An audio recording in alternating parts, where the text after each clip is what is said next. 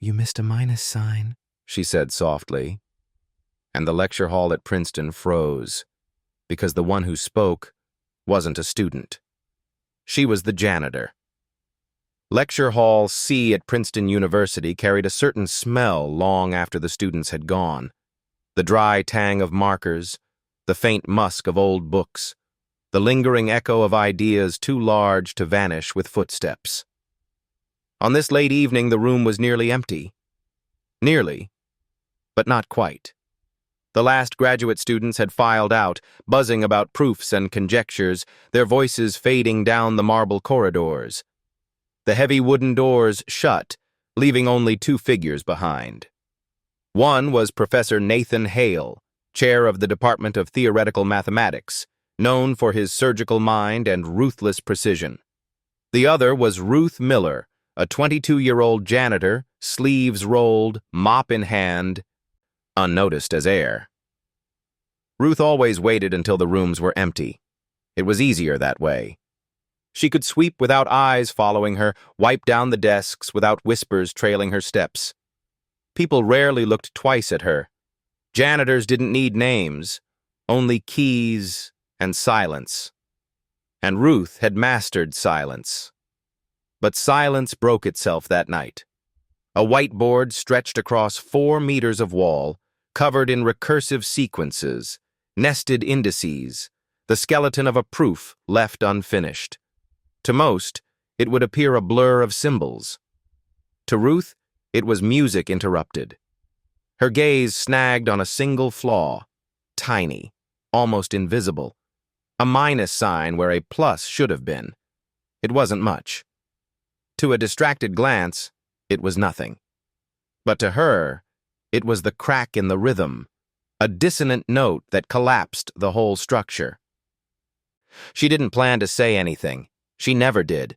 She only wanted to mop the floor, erase the board, leave no trace. Yet something stirred, a memory of who she used to be, before life folded her into invisibility. Her father's voice echoed in her mind. "Lightning mind, Ruth. You catch what others miss." He used to say it when she solved division backward at 6, when she spotted errors in his loan statements at 10, when she corrected her teachers with a whisper at 12. Back then, math had been her language, her compass. Back then, everyone told her she was destined for MIT. Back then, before cancer took him, before bills stacked high, before she traded notebooks for night shifts.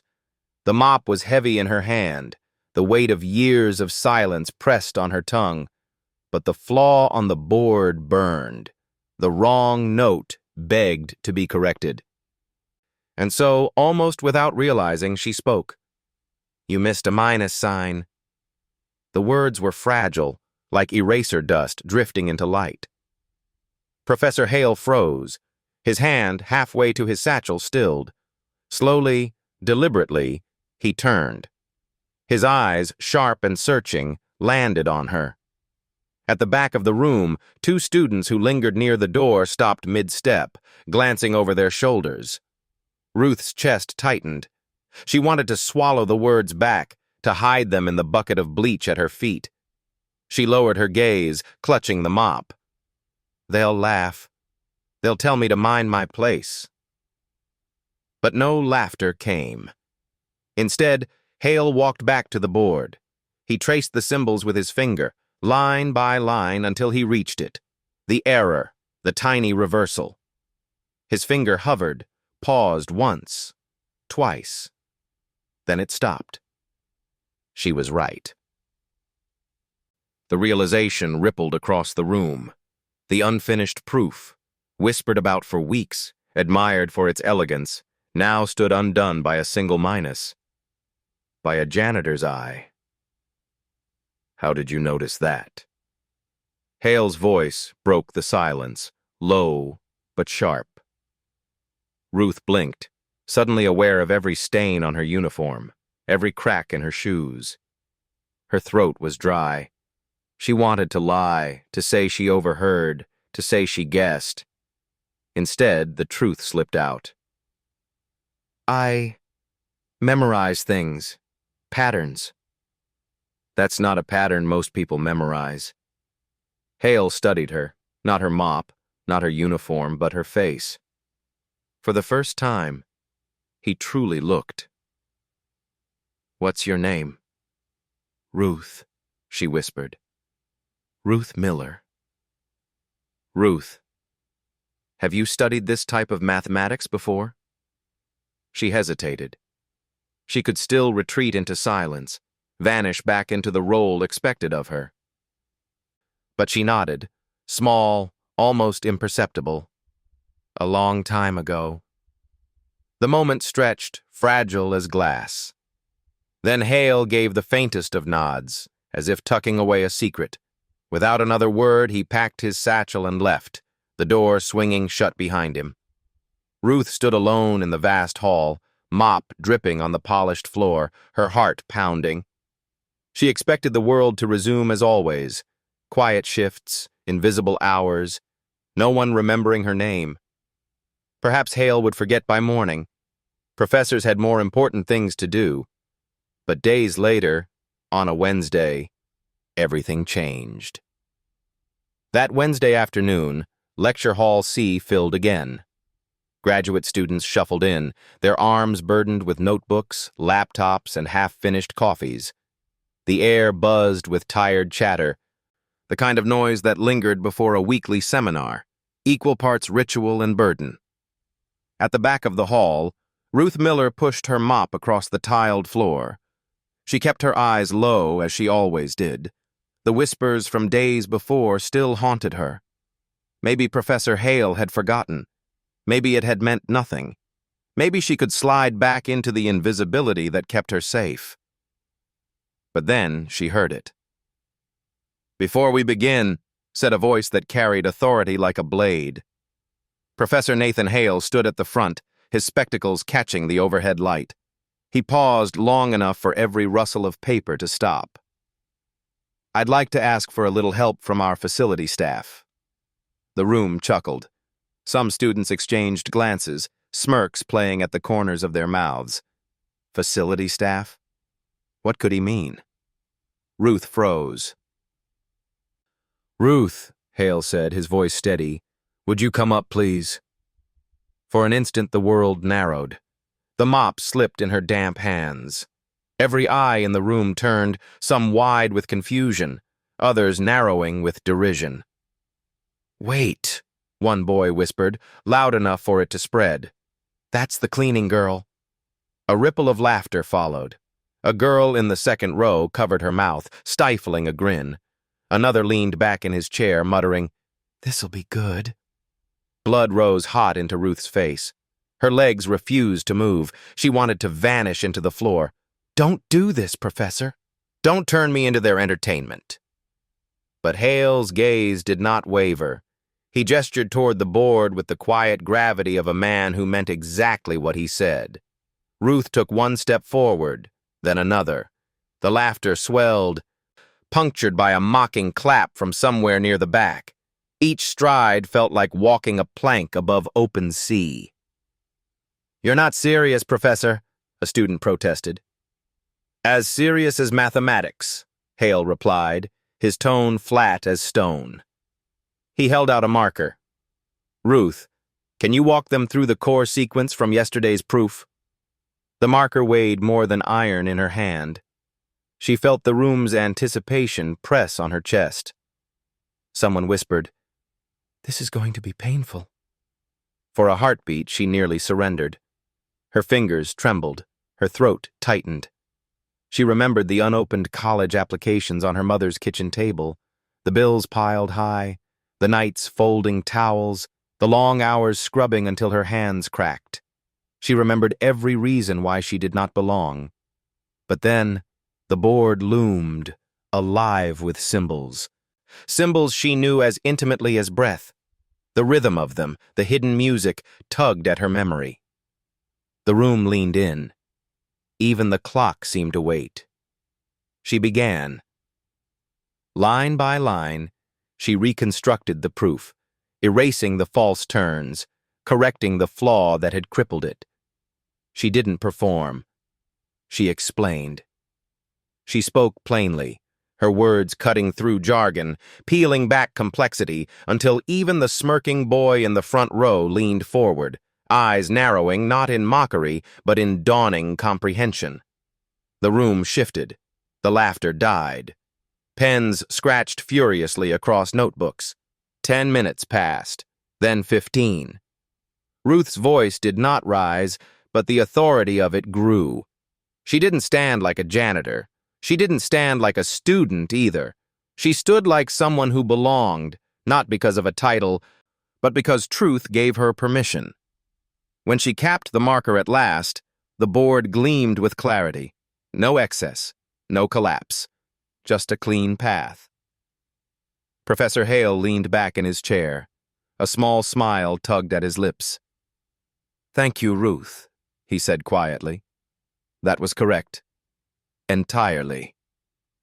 Silence swallowed the room. For a moment, no one moved. Then, from the back, a voice whispered the question that would soon echo through the department. "Who is she?" Ruth didn't answer. She returned to her mop, the bleach-stained handle clutched like an anchor. But her name, once lost in silence, had been spoken into the air, and it would not disappear so easily. That night, Ruth walked home through Princeton's cobbled streets, snowflakes catching in her hair. Her hands still smelled faintly of disinfectant.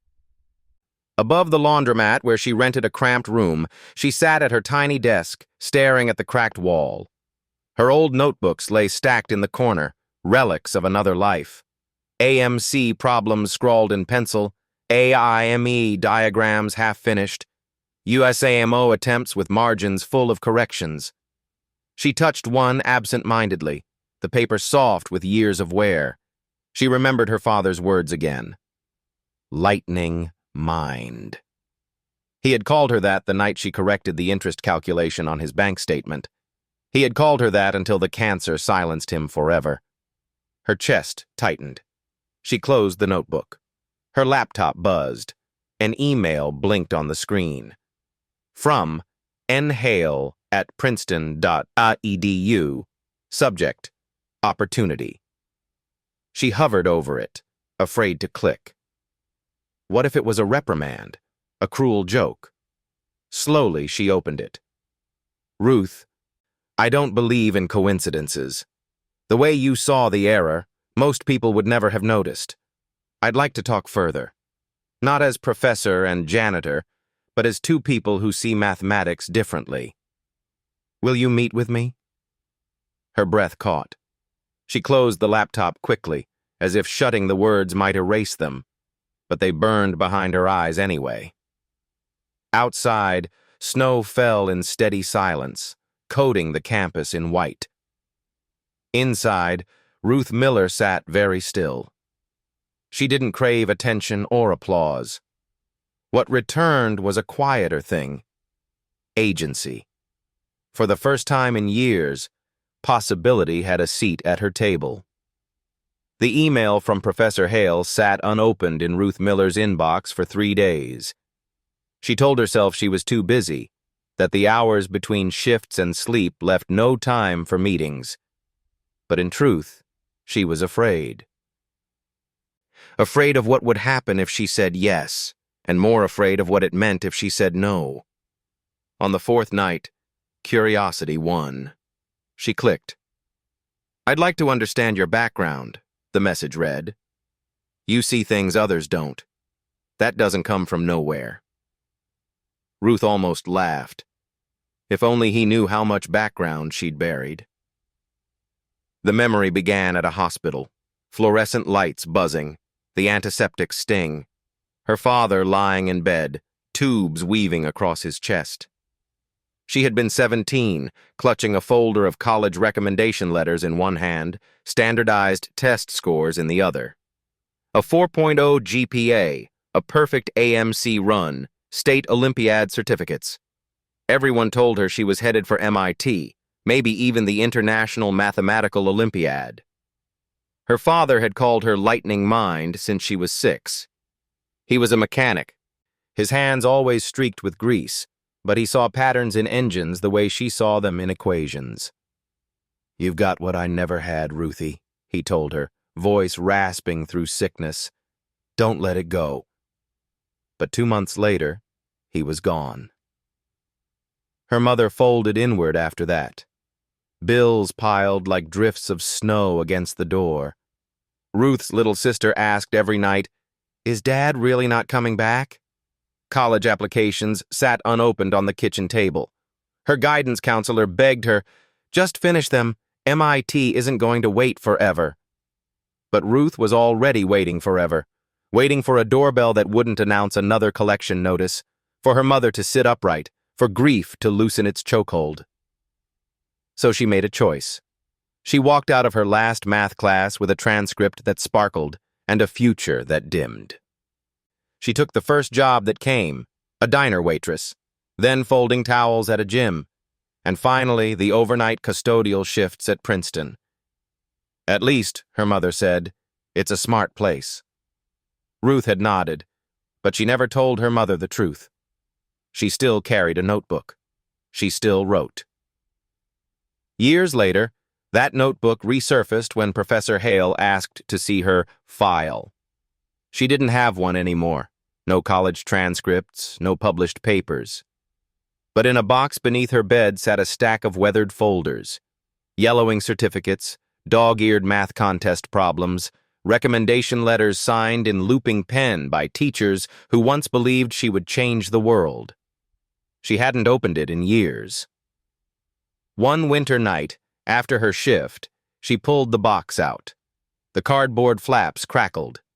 Inside, the ghosts of her past waited. She lifted a certificate from the American mathematics competitions. Her name, Ruth Miller, in neat serif font. Top 1%. She remembered the exam room, rows of desks, the scratch of pencils, the thrill of finishing with 20 minutes left while others still frowned at problem 6. Another paper, AIME scores. She had ranked in the top 50 in the state. A teacher's note scrawled in the margin, "MIT will love this." Her throat tightened. She set it aside. At the bottom of the box was a manila envelope. The words, "Top Prospects, Northeast Region" stamped across the front. She remembered when her math coach had handed it to her, smiling. She had been on the list. Her name among future Harvard, MIT, Princeton scholars. She had carried it home like a golden ticket.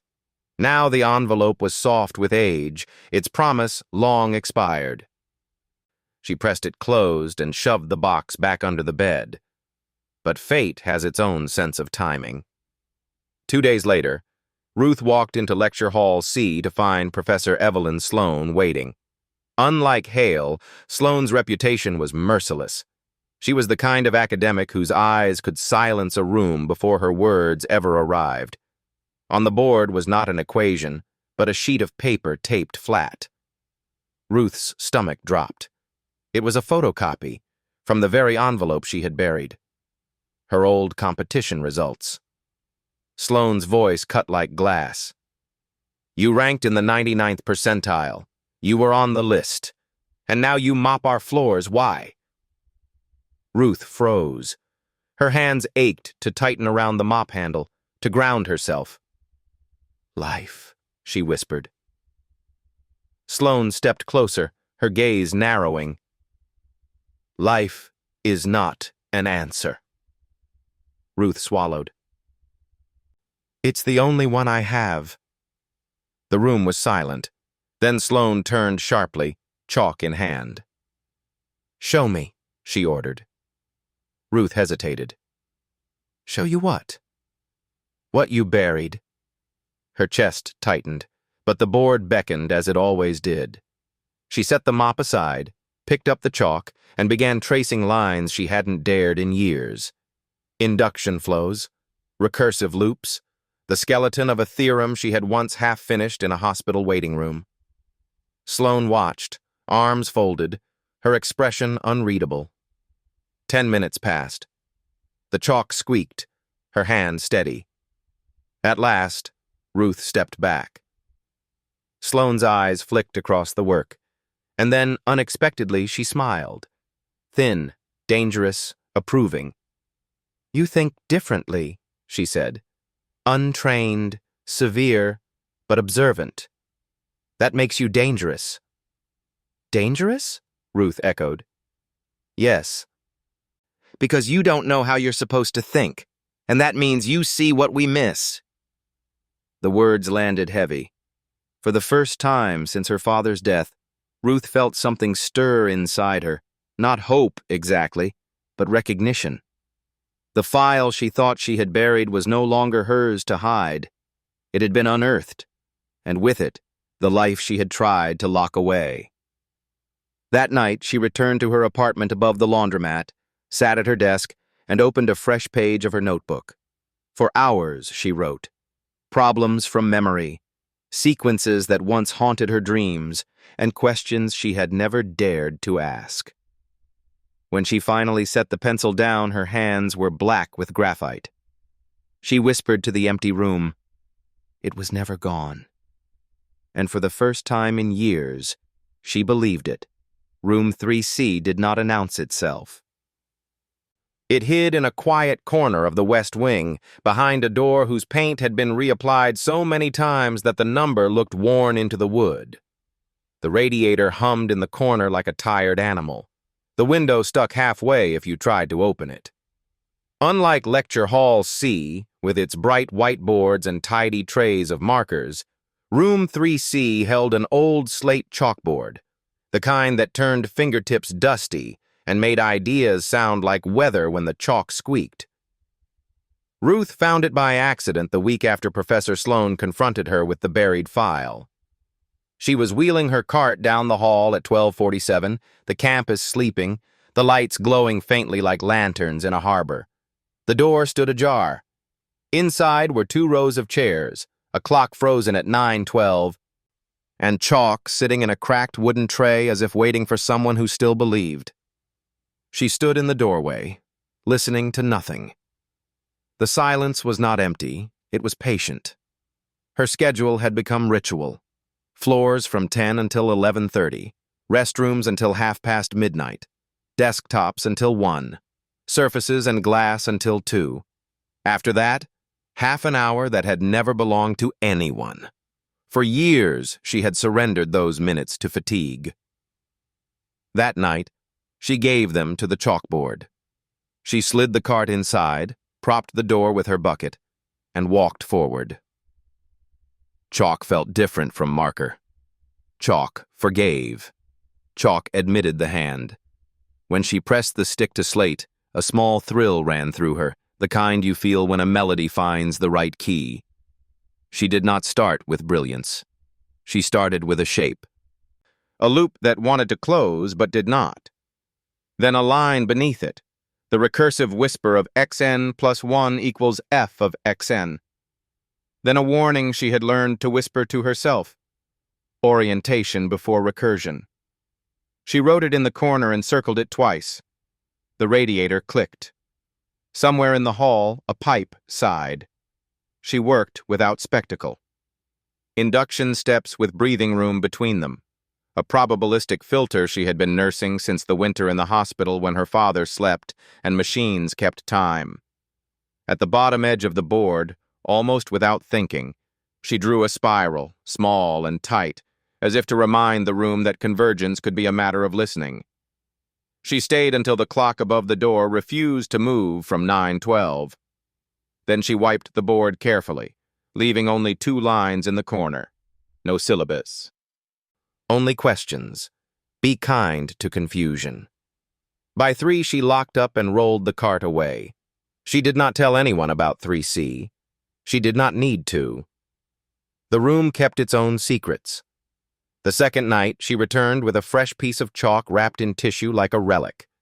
She worked on a frayed idea, how to guard a boundary before the recursion erodes it, how to keep a proof from proving into fog. Half an hour passed, then another 10 minutes. She felt the hallway change, footsteps, light enough to be hesitation. Ruth kept writing. A figure hovered just beyond the doorway. A backpack strap creaked. The faint scent of rain drifted in.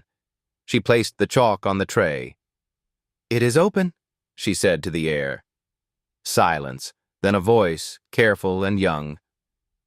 "I am sorry. I thought the room was empty."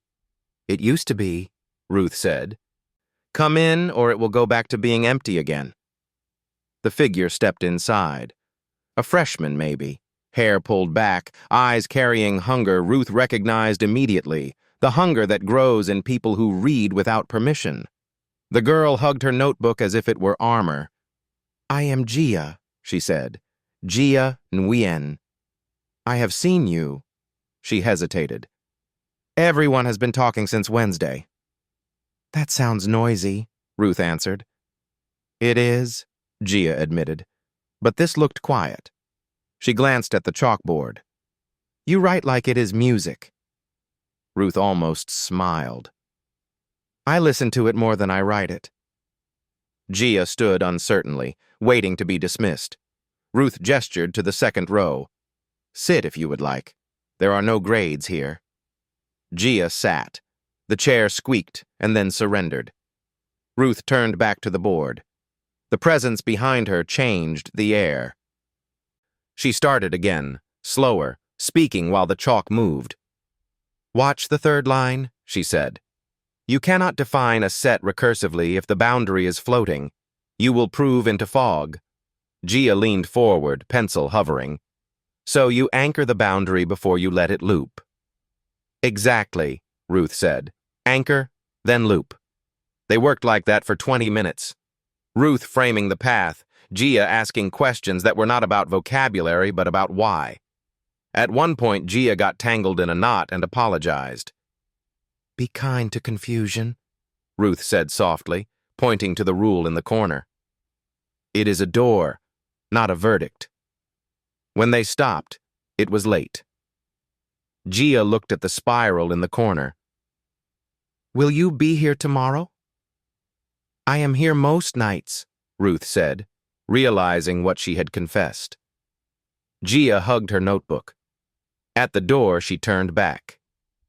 "Thank you. I did not know there was a room like this." "There was not," Ruth said. "Now there is." 2 nights later, a boy arrived. He sat, watched, took notes. On Sunday, a third came, then a fourth, shy as cats. No one called it a class. No one dared name the teacher. Still, the space learned a rhythm. Doors whispering shut around 2, chalk debts paid in thanks, questions arriving like contraband. Ruth wrote new rules in the corner. No apologies for trying. Proof before pride. If you are stuck, draw the smallest true circle and grow it. On the 5th night, a security guard filled the doorway. "After hours occupancy," he said. "This is not an authorized study space." Ruth stepped forward, showing her badge. "Custodial. They are leaving." The man looked at the faces, at the board, at the spiral. His jaw softened. 10 minutes, he said. Then it is empty. When the door shut, Gia whispered, "Do we have to stop?" "We have to learn faster," Ruth said, and the room laughed for the first time. Not everyone laughed. Trevor Langley saw them slipping out of 3C like shadows. He frowned, snapped a photo of the chalkboard, spiral, and rules. "Unauthorized pedagogy," he typed to a private thread. "We are building a myth around a mop." Ruth did not see the message, but she felt its chill when a memo from facilities arrived reminding custodial staff that instructional activities required supervision. The memo did not name her. It did not need to. Later that week, she found a post-it fixed to the board in Sloane's sharp hand. "Keep asking them where the function returns." She tucked it into her notebook. She did not need permission, but encouragement landed like a coat in winter. What happened in 3C after that did not explode. It settled. A handful of students learned to arrive quiet and leave quieter. Ruth never lectured. She asked, "What do you think the proof is trying to say?" Where does the loop actually start? If the boundary keeps slipping, what cannot slip? What is the smallest true circle you can draw around this problem? Sometimes she answered with silence. Other times she told a story. The hospital waiting room, a bank statement, a father who named an engine's cough correctly before it coughed. She did not trade on tragedy. She traded on use. On a Tuesday near midterms, Gia arrived with a faint bruise at her temple. Ruth did not ask. She handed her the chalk. "I would not know where to begin," Gia whispered. "That is the best place," Ruth said. "Begin where you are." Gia stood. Her hand shook for 2 lines, steadied on the 3rd. When she sat, her breath left like a confession. That felt real. "It is," Ruth said, "even if no one told you yet." By month's end, rumors outran the room. Someone had named it the Midnight Wing. Photos appeared in a student forum. Professor Hale never entered, though once Ruth knew he had paused outside. Sloane came only once, leaving a line on the board before she vanished. Trevor watched from afar, arms folded, jaw set. Ruth ignored them. She added one more rule above the spiral. Proof is a way of teaching your doubt how to listen. She stayed after the others left, erasing the board slowly, leaving the spiral. The hallway outside was still. Before leaving, she pinned a torn scrap of paper to a bulletin board crowded with flyers. Midnight Wing, Room 3C. Bring your questions. Leave your apology. The Tuesday seminar was never supposed to matter. It was a low-stakes slot, the kind of gathering where graduate students tested fragile ideas and older faculty half-listened with coffee in hand. No press, no audience, no expectations. Yet by 11:15 that morning, an unusual tension filled Lecture Hall B. Trevor Langley was presenting. He had polished his slides for days, rehearsed his tone to sound effortless. For weeks he had been nursing a quiet grievance, the kind that sharpened each time he heard Ruth's name whispered in corridors or saw chalk spirals sketched in notebooks that should have belonged only to students. He had worked his way here by pedigree and performance. She had appeared uncredentialed, undeserving. In his mind, balance demanded correction. He glanced toward the back. Ruth was there, rag tucked into her pocket, wiping the podium between sessions as she always did. She was not supposed to be seen. And yet, her presence made his chest tighten. Trevor leaned close to Professor Sloane, who sat 3 rows back, her expression carved in stone. "Shall we see if our unofficial faculty member would like to explain my proof?" His voice was just loud enough to ripple forward. A nervous laugh stirred among the rows. Some students shifted uncomfortably. Others leaned forward with the thrill of theater. Professor Hale, seated across the aisle, narrowed his eyes. "Is that a challenge, Mr. Langley?" "Merely a suggestion," Trevor replied, smiling without warmth. He raised his voice so all could hear. "Miss Miller, would you care to walk us through my proof sketch?" The room hushed. Ruth froze mid-motion. Cloth still pressed to the wood. Her pulse quickened. She could refuse. She should refuse. But every eye had turned, waiting to see her falter. Slowly, she set the rag down and walked to the board. Her palms itched with chalk dust, though she had not touched the tray yet. She studied Trevor's scrawl, dense with nested manifolds and recursive curvature. It was advanced. It was intentional. It was a trap. She lifted a piece of chalk. Her hand shook once, then steadied. "Your 3rd assumption is unstable," she said softly. Trevor blinked. "Excuse me?" She circled a variable near the top. "If your foundational set is defined recursively before the boundary is established, the orientation isn't guaranteed. You are proving into fog." A murmur swept the room. She continued, voice calm, precise. Step by step she dismantled his structure. not with arrogance, but with clarity. She collapsed 6 convoluted steps into 3. She simplified where he had complicated. She wrote as if she were remembering music. 10 minutes passed. Trevor's jaw tightened. 15, and his paper stack looked suddenly irrelevant. Professor Sloane leaned forward. "She just outwalked him in his own maze," she murmured. When Ruth capped the chalk, the board stood transformed. She stepped back, not toward the audience, but toward the mop closet. She did not bow, did not gloat. For a heartbeat, the hall held silence. Then a clap began at the back. Another joined. Soon the room filled with applause, not wild but steady, undeniable. Trevor gathered his papers in silence, his cheeks burning. A student snapped a photo. By evening it appeared on the campus forum. Ruth mid-gesture. Chalk streaked on her fingers, a formula gleaming behind her. The caption read, "The janitor just rewrote the map." That night, Ruth returned to room 3C later than usual. She expected emptiness. Instead, Gia was there, along with 2 others. They were rearranging chairs into a semicircle. "What is this?" Ruth asked. "Office hours," Gia said with a grin. Ruth laughed, a sound she had not allowed in years. "I am not a professor." "Exactly," one of the boys replied. "That is why we actually learn something." For the first time, Ruth sat not at the edges, but at the center. She did not lecture. She asked.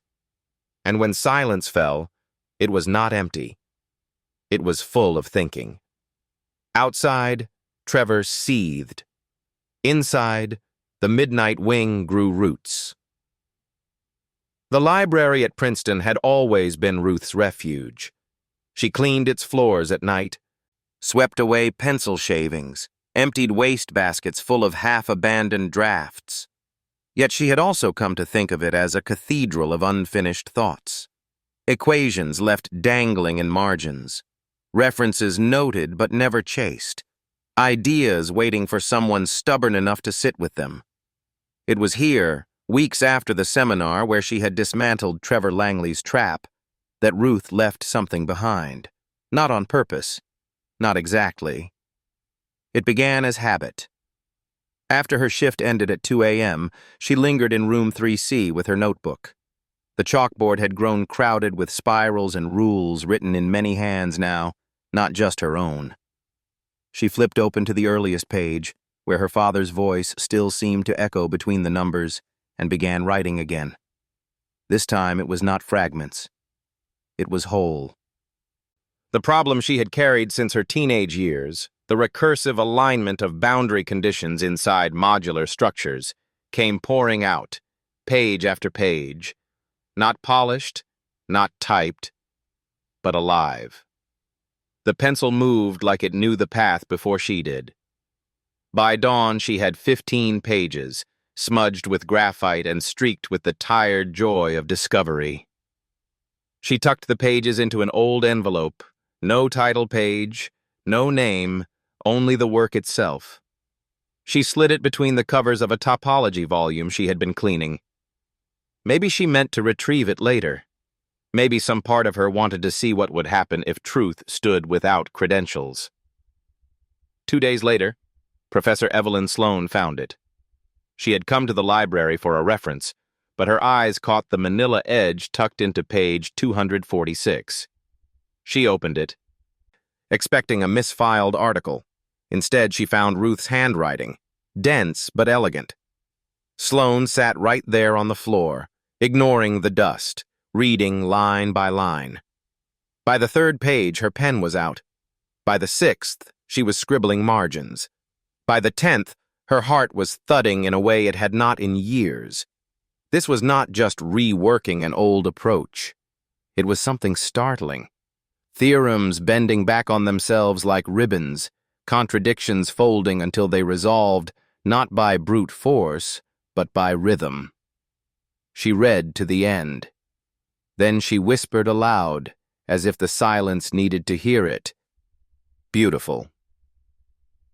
At the next faculty meeting, Sloane placed a photocopy at the center of the table. "What is this?" Professor Kravitz asked, adjusting his glasses. "No title, no credentials," Sloane said. "Just mathematics." Kravitz scanned the first page. His eyes sharpened. "Who wrote it?" "That," Sloane replied, "is the wrong question." Whispers spread in inboxes, in Slack threads, in hallways. Someone dubbed it the Mobius recast. Others called it the anonymous recursive paper. Some wondered if it was AI. Others said it felt too human, terrifyingly human. Ruth knew none of this at first. She still scrubbed floors, still erased chalkboards, still taught quietly in room 3C where students came more regularly now, notebooks open like fragile wings. But one night Gia lingered after the others left. She had heard the rumor. "They say a janitor left it," Gia whispered. "They say it was you." Ruth froze. Her hands still smelled of bleach. She stared at the chalkboard, at the half-erased spiral, and said softly, "It is just how I saw it." "Then why didn't you sign it?" Gia asked. "Because if I signed it, they would try to measure me, and I didn't write it for that." "Then who did you write it for?" Ruth turned, the chalk still between her fingers. "The next girl sitting where you sit now, thinking she needs permission to see." The paper kept moving without her. By the end of the week, an invitation appeared in her custodial cart. The university chair's letter was formal, stiff, full of honorifics. Would R. Miller consider presenting her reworking of the Mobius transformation at the upcoming Princeton-Columbia colloquium? She folded it once, then again, then tucked it under a rag. That night in room 3C, she stood before the board, the chalk trembling slightly in her hand. She wrote one sentence above the spiral. "Truth does not need a name." She set the chalk down. The board hummed with silence. Ruth Miller had no intention of stepping onto a podium, but her work had already escaped her hands, and it would not be erased. The door to room 3C had always been stiff, but that Friday night it was more than stiff. It was locked. A new padlock hung beneath the knob, brass glinting in the hallway's weak light. A paper notice was taped above it, stamped with the university seal. Effective immediately. Room 3C is closed for maintenance. Unauthorized use is prohibited. Ruth stood frozen, mop handle in her hand. The hallway was silent, but her chest filled with a roar. Maintenance was the word they used when they wanted something erased. She reached for her keys, though she knew none would fit. For years, the keys had opened every corridor, every lecture hall, every forgotten closet. But not this one. Not anymore. Behind her, footsteps approached. Gia. She carried her notebook like a shield. When she saw the lock, her face crumpled. "They shut it down?" she whispered. Ruth nodded. Her throat was too tight for words. One by one, others arrived. Sam, Ellis, 2 more students who had found their way into the midnight circle. They stopped short at the door, reading the notice as if it were a verdict. "What do we do now?" Sam asked. Ruth lowered her eyes. "It was never ours to keep." "But it was," Ellis said fiercely. "No one else used it. No one cared until you made it matter." The group fell silent. The hallway felt colder. Ruth leaned against the wall, her mop clattering softly to the floor. She remembered the first night she had opened this door, how the silence had welcomed her like an old friend, how chalk had felt alive in her hand again.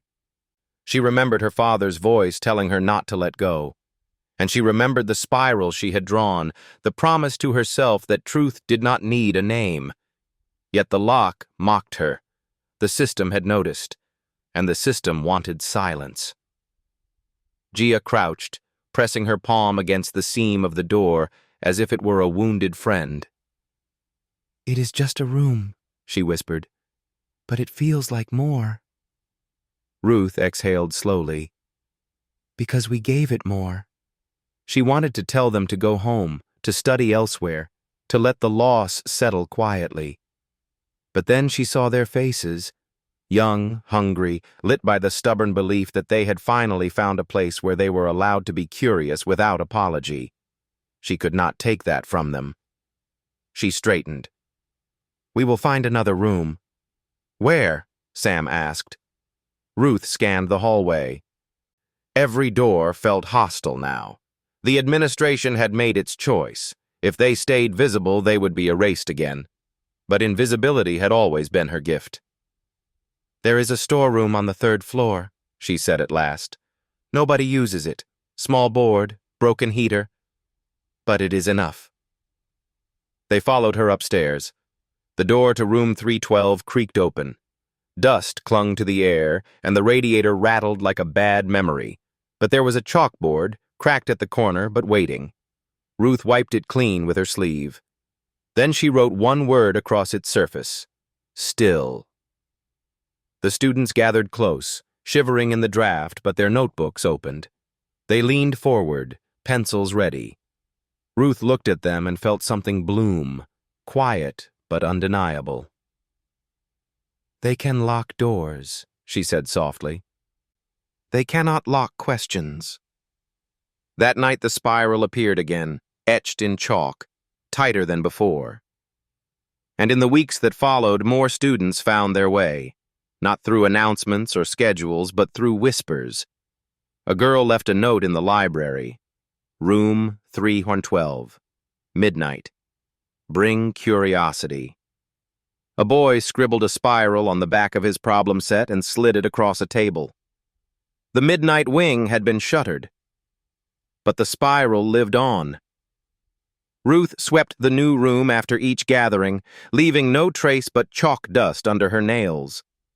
She walked home in the quiet hours, her breath rising in clouds, her heart a knot of defiance. She did not want fame. She did not want credit. But she wanted this: a place where no lock could silence the truth. And deep down, she knew the lock on room 3C had not been the end. It was the beginning of something the university could not contain. The faculty lounge was never built for noise. Its walls smelled of old coffee and leather, the kind of place where arguments were supposed to remain civil, folded neatly into phrases like, "I disagree," or "with respect." But that Monday afternoon, civility was slipping. At the center of the long oak table lay a photocopy of the anonymous paper, the Mobius recast. Lines of recursion marched across the page with an elegance no one could deny. Around it sat the most powerful mathematicians at Princeton, and yet none of them could agree on how to face what had appeared among them. Professor Harold Baines spoke first, his jaw tight, his 5th cup of coffee trembling in his hand. "It is one thing to celebrate promise," he said. "It is another to lionize janitorial fiction." Across the table, Sloane's eyes sharpened. "She is not fiction. She is the reason your doctoral student rewrote half his thesis last month." "He was influenced," Baines shot back. "Not taught. There's a difference." Sloane leaned forward, her voice low, each word deliberate. "Are you certain you want to finish that sentence, Harold?" The room stilled. Even the graduate assistants typing notes at the edges stopped mid-keystroke. Professor Kravitz, usually the quietest, cleared his throat. "Look, maybe we have failed to notice something. Maybe the system isn't as self-correcting as we like to believe." "No," Baines snapped. "The system works because we protect it. If anyone can bypass the rigors of academia by scribbling on the back of a supply receipt, then what is left of peer review?" "Truth," Sloane said simply. "What remains is truth." The word landed like a stone in a still pond. Some professors shifted uncomfortably. Others avoided her gaze. Professor Nathan Hale, who had been silent until now, finally spoke. His voice was calm, measured, but his eyes were fierce. She noticed a mistake I left on the board. Not a student, not a postdoc, not you. She did. And when I tested her, she reconstructed the proof flawlessly. That isn't accident. That is brilliance. A dangerous brilliance, muttered Professor Ellison from the far end. Dangerous because it is untrained. Dangerous because it is undisciplined. Or dangerous, Hale replied, because it reminds us we missed her. The debate spiraled. Some argued she was a symbol of hope, proof that talent could surface anywhere. Others insisted she threatened the integrity of their institutions. Words like integrity, precedent, reputation ricocheted off the walls. The Mobius recast lay between them, silent, undeniable. At last, Sloane closed her laptop with a sharp click. You are afraid of her because she proves the gates you built are smaller than you thought. And gates, once questioned, rarely stay shut. The room erupted again, but Ruth Miller was not there to hear it. She was downstairs, mop in hand, scrubbing chalk dust from the floor of Lecture Hall C. She had no idea that her name, spoken, denied, defended, was remaking the corridors above her. The fall colloquium was meant to be predictable. Every year the department polished its best work and displayed it like an heirloom. Keynote speakers with established reputations, graduate students grateful for 5 minutes at the podium, faculty trading questions that sounded like challenges but were rehearsed as compliments. Nothing surprising, nothing dangerous. Yet by the week of the colloquium, whispers of something different traveled through the Ivy halls. The Mobius recast had reached inboxes across the Atlantic. Oxford had circulated it internally. A professor at Caltech called it inevitable in a private thread. And though no one admitted it openly, the organizers had quietly added a line to the program: anonymous submission, pending confirmation. In the basement of the math building, Ruth Miller folded her custodial cart into its narrow space and tried not to think about it. She had already declined. The formal invitation had come in a thick envelope, embossed with Princeton's seal. She had read it once, then slid it under a stack of rags. She did not want a stage. She wanted a board. She did not want applause. She wanted silence. But silence had begun to betray her. The night before the colloquium, she unlocked room 312, the replacement for the shuttered 3C, and found students waiting in a semicircle, notebooks open. Gia sat at the center, eyes steady. They want you to present, Gia said. They want a name, Ruth corrected. She lifted a piece of chalk, stared at its dust trembling under the light. If I stand there, I become the story, and the work is no longer about math. It is about me. Maybe, Gia said softly, but maybe the work needs your voice to survive. Ruth shook her head. I am not a voice they will keep. I am only proof that their walls are thin. The room fell quiet. The chalkboard bore last night's spiral, still faint in the corner.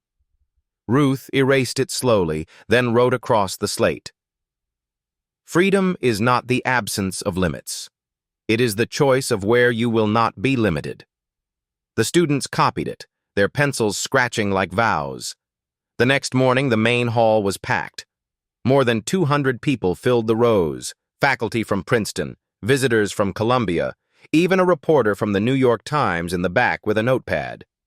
The program ticked forward, each name called, each proof displayed. But when the slot for the anonymous submission arrived, the moderator stepped to the podium, paper trembling in his hand. Unfortunately, he said, it seems our speaker has chosen to remain absent. A wave of murmurs spread. Some sighed with relief. Others smirked. The next name on the program hovered on the moderator's lips. Then an usher appeared at the side of the stage, handing him a plain envelope. No sender, no seal. The moderator frowned, tore it open, and pulled out a single sheet. 15 lines of mathematics, written in pencil so precise it seemed sharper than type. At the bottom, one sentence. I do not need the podium. I only need the idea to survive. The room froze. The moderator hesitated, then nodded to the technician. Put it on the screen. The projection filled the hall, recursion folded into rhythm, contradictions dissolving into symmetry, a sequence that felt less like proof and more like music. For a long moment, no one spoke. Then Professor Hale rose from the front row. Then let us listen, he said simply. The applause began softly, then grew, rolling like thunder contained inside stone walls. Outside in the courtyard beneath an old oak tree, Ruth stood with her hands buried in her coat pockets, listening to the echo.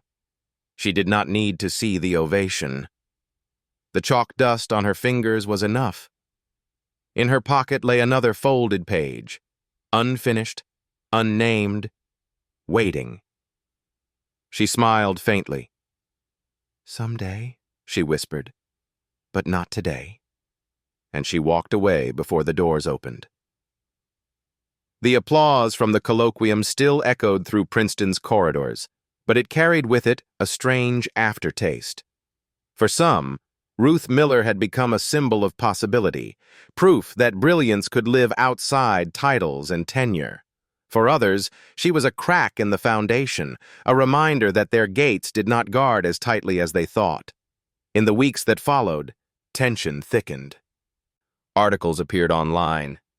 The Janitor Who Outsmarted Princeton, anonymous mind behind the Mobius recast. Some praised her as a genius overlooked, others dismissed her as myth. Students drew spirals in their notebooks. Alumni sent letters, some furious, some awed. Inside faculty offices, the arguments sharpened. Professor Baines warned of chaos. If we allow this, he said during one closed-door session, what separates rigorous proof from romantic fiction? Peer review exists for a reason. Sloane's reply cut through the room.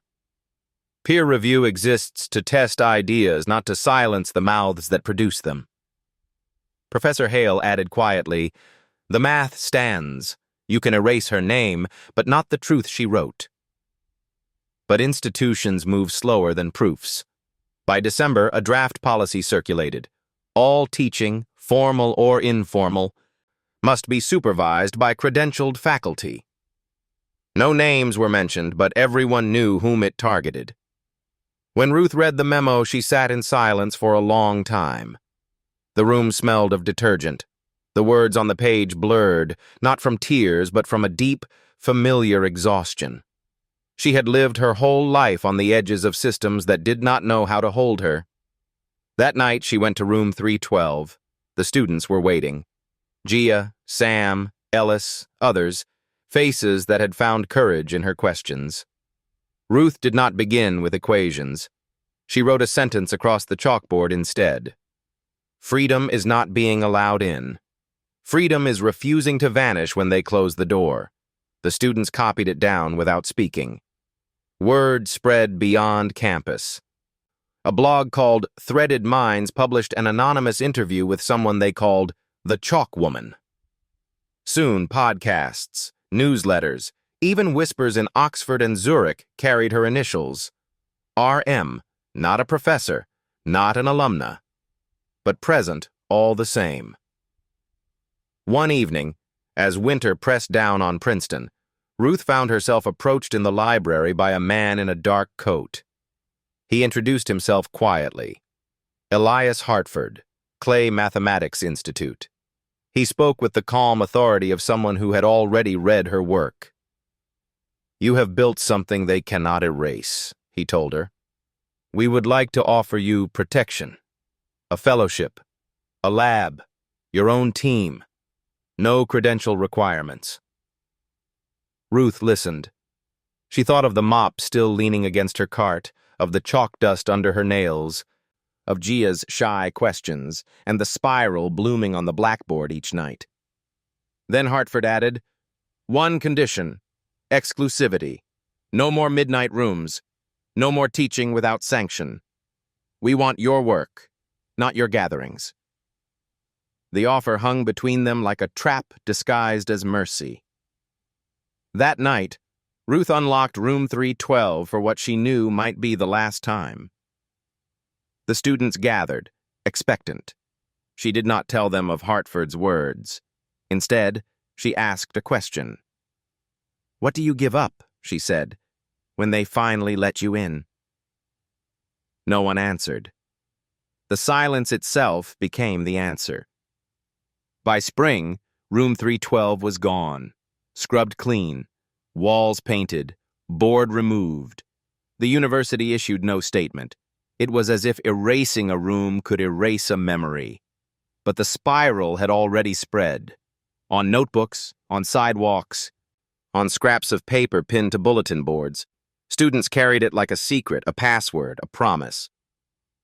Ruth herself slipped quietly out of Princeton. Months later, in a quiet town in Vermont, a flyer appeared on a post office door, handwritten in thick black ink. Free math room for anyone who wants to learn. No age limit, no tests, just curiosity. Location, Alder Lane, back barn. Tuesdays and Thursdays, 5 to 9. Signed simply, R.M. Inside the barn, 3 long tables, a kettle for tea, and a chalkboard leaning against hay bales. On the wood above the door, carved by careful hands, a spiral. On the first night, only 3 people came. A boy who hated math but loved puzzles, a single mother who had never finished high school, and a retired janitor who set down his folding chair with reverence. Ruth greeted them not as a professor, not as a legend, but simply as Ruth. She poured tea, handed out notebooks labeled Take 1, fill it, and asked the only question that mattered. "Are you ready to think?" And when they nodded, she smiled. Because this room without permission, without applause, was the true reckoning. Thank you for watching until the end. If Ruth's story moved you, please subscribe, comment, and share, because every voice matters, and every story deserves to be heard.